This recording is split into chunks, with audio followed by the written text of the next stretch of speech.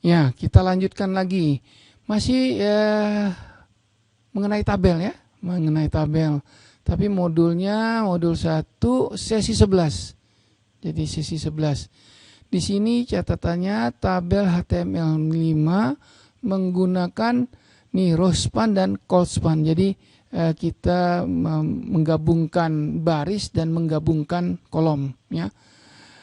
Biasa ini. Kemudian title-nya karena tabelnya udah mulai kompleks, maka kita beri judul tabel yang kompleks, yang agak ruwet dikit ya. Oke, seperti biasa ada body di sini. Contoh tabel pelebaran baris dan kolom ya. Ini tertulis nanti di atas dengan header atau judul H1 gede hurufnya nih. Nah, mulai dengan tabel. Tagging tabel dengan atribut border nilainya 1. Ya, captionnya, judul tabelnya, contoh tabel yang kompleks. Ya, ini captionnya. Nah, judul atasnya lagi, ya, caption di atas. Kemudian ada lagi di sini T-head, ya, T-head row span. Ini catatan aja. Nah, baris yang pertama untuk T-headnya itu adalah menggabungkan ya. Jadi di sini ada 2 baris yang digabung. TH header judul ya. 2. Jadi 2 baris nih. Nah, isinya di sini ada elemen IMG, ada atribut source dengan nilai ini. Nah, Anda perhatikan kita manggil gambar dengan nama file ini sebagai nilai dari atribut. Lebarnya 250, tingginya 167. Satuannya pixel nih ya. Nah, kalau komputer tidak bisa menampilkan gambar, akan muncul tulisan gambar sebuah unta. Jadi sini AL alternatifnya, L-nya, ALT-nya adalah merupakan tulisan ya. Ini untuk TH ya. Baris yang pertama nih TR ya. Kita lihat lanjutannya. Ya, TH-nya ditutup. Ada TH lagi.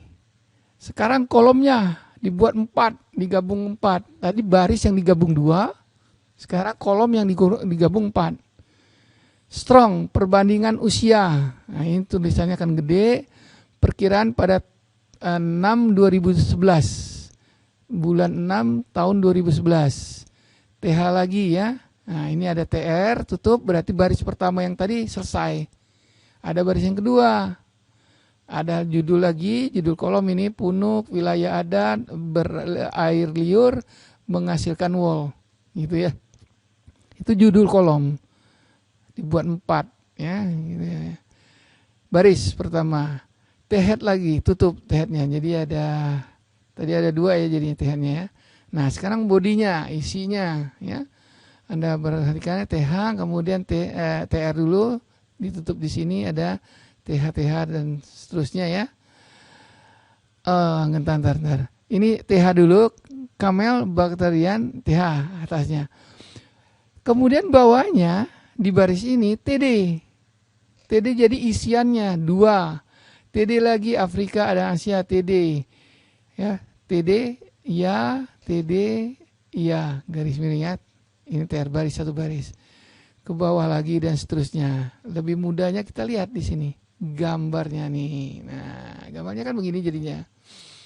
Nah, ini kan 1-2 baris ya. Nah, jadi yang pertama itu kita row span menggabungkan dua baris dalam kolom pertama gitu. Nah, yang ini col span menggabungkan 4 kolom 1 2 3 4 ya. Nah, ini asli 1 TH-nya itu ya. Jadi Anda perhatikan lagi. Jadi kita bisa buat macam-macam ini tabelnya, mau digabung kolomnya atau barisnya digabung. Kemudian ini jadi judul lagi. Nah, ini isiannya tadi ya. Badinya di sini. Nggak ada, yang totalnya nggak ada, berarti nggak ada T-footnya ya. T-footnya nggak ada nih ya. Oke, kita baca lagi penjelasannya. Tabel sering digunakan untuk mengatur data ke dalam baris dan kolom. tabel didefinisikan dengan elemen tabel. Ya, jelas tadi ya. Elemen caption menentukan judul tabel. Teks dalam tag caption yang diberikan di atas tabel oleh kebanyakan browser. Jadi munculnya di atas tabel, jadi semacam judul tabel ya. Praktek ini adalah baik untuk menyertakan gambaran umum dari informasi dalam sebuah ringkasan atribut elemen tabel. Salah satu dari banyak fitur HTML5 yang membuat halaman web lebih mudah diakses oleh pengguna yang memiliki keterbatasan. Jadi ini kalau orang buta yang ALT tadi bisa ada anunya, jadi ada alatnya, bisa tahu bahwa itu gambar, gitu ya. Atau apa sesuatu yang berupa ya image. Perangkat speed menggunakan atribut ini untuk membuat tabel lebih mudah diakses oleh pengguna tunanetra. Jadi ada spesial alatnya, perangkat. Jadi walaupun dia tidak bisa baca, tidak bisa melihat, tapi dia bisa mendengar apa yang terjadi di web kita itu. Nah ini perlu perlu lebih jauh lagi nih ya, karena jarang orang menggunakan menyiapkan ini ya. Tapi kita bisa dengan adanya fitur tadi ya, al tadi, ini bisa dimudah kita buat. Tinggal perangkatnya saja yang mesti kita sediakan. Tabel memiliki 3 bagian yang berbeda, head, body, dan foot ya seperti yang sudah dijelaskan sebelumnya ya.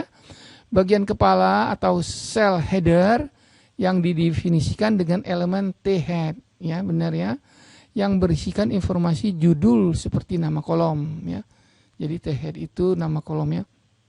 Kemudian setiap elemen TR, nah ini tadi mendefinisikan baris tabel secara individu. Jadi 1 TR, 1 baris, 1 TR, 1 baris. Kolom di bagian kepala didefinisikan dengan elemen TH ya.